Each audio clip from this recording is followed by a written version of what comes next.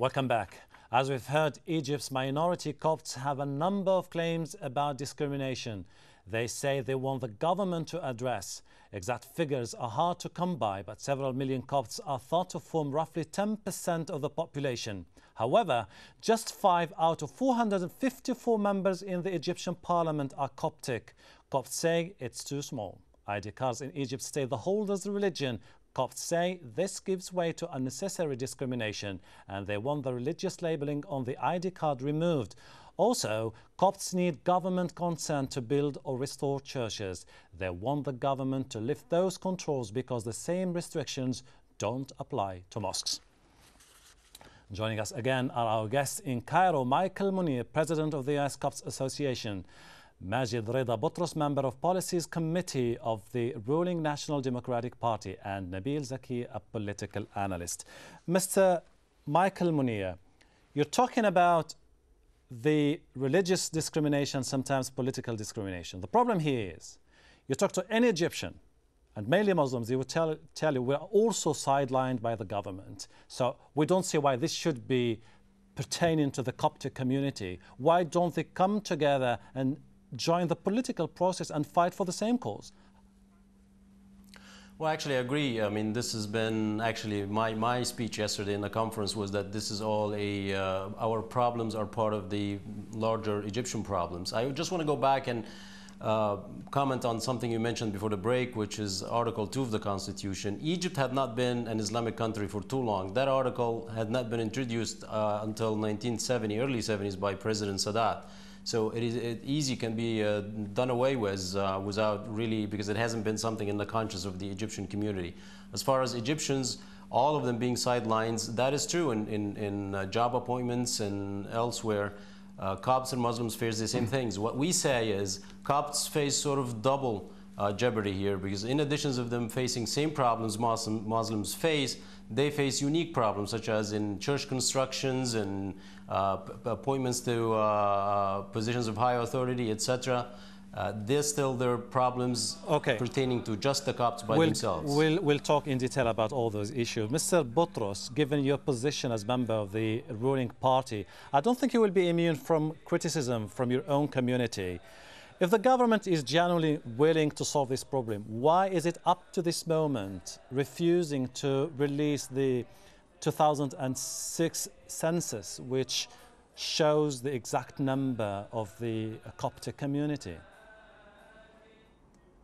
Well, as a matter of fact, the population census of Egypt is released by an autonomous body, which is CAPMAS. CAPMAS is the central agency for mobilization and statistics.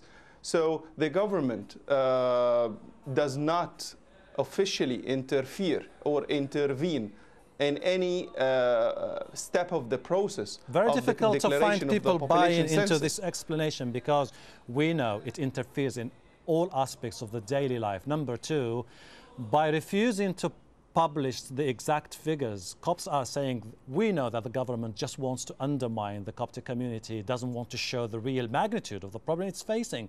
You are a Copt. Normally you should be in a position to tell the government, if you're willing to help people, help me first of all, and let us publish those numbers. Well, I personally, if you ask me, that's what I was going to continue on stating this. If you ask me personally, is the population census of Copts in Egypt is less or 10%? I would say I expect they are 10% or even more.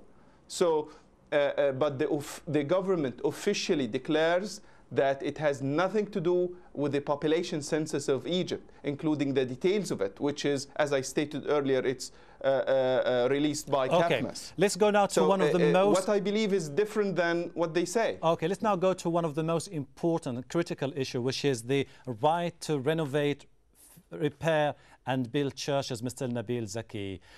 The Copts have been saying in the past that one of the major problems is denying us the right to build our churches. The 2005 reform of the Hamayuni decree, which instituted in 1857 the building of churches, has been reformed by President Hosni Mubarak. Isn't this a clear sign that the government is really willing to help the Coptic community? Indeed, there are real problems concerning building, repairing, or renovating churches. We have to admit that. But notice that although the president signed decree number 291 in the year 2005, transferring authority for renovating to governors and repairing existing churches to the governors, 26 governors, churches continue to face significant delays in receiving permits. So we're talking now about bureaucracy, we're not talking about intention. Yeah, they are complaining now, I mean the churches, that security authorities are interfering in this matter under the pretext that there are some security reasons to delay. Okay. Anyway, I believe that the only solution is that what we are waiting for now. I mean, to have a new law to stipulate all places of worship are subject to the same transparent, non-discriminatory and efficient regulations regarding constructions and maintenance of churches. Okay, but still, Mr. Nabil Zaki, let me ask Michael Munir. Michael, you're a minority in a predominantly Muslim country. Muslims themselves in Europe, as you know, face problem erecting their own mosques. Sometimes they're not allowed to build mosques. They just pray in praying rooms. And you know the case in Europe and Germany and different other countries. So what's the story here? Well, I actually, no, what I say, these are two different, the comparison should not apply in any way, shape or form. The Copts are not a migrant community. We did not migrate to Egypt. This is our country. We were born here. We've been here before even the Islamic conquest of Egypt. Second thing is, I think there are a great freedom of religion in the Western in general. In my backyard, there is a 10,000 Islamic school being built in Washington with no objection. Most people go through a process of, a defined process. They don't have to go to Bush to get a permit to build a church. They don't have to go to the prime minister of the country. In Egypt, we have to go to the president to get a permit to build a new church. This issue is governed by municipalities in Europe, and sometimes it's not easy for Muslims to build their own mosques. And I can refer you to some cases. I mean, there is a mosque in Rome. I don't know. I don't know where else you want to have a mosque. Okay, you guys want the world to look at you as being a united force. And let me ask Mr. Botros, Coptic community itself is not united. A splinter church by Maximus, controversy over the succession of Pope Shenouda. Don't you think that you have to look at your own problems before addressing the main issues? Well, like any religious faction, we have our own problems. However, this splintering by the Reverend Maximus was settled down. I mean, there was a verdict against him stating that this is a not legitimate church and he is deprived from issuing any official documents. So you are united and unified, no problems, no internal politics.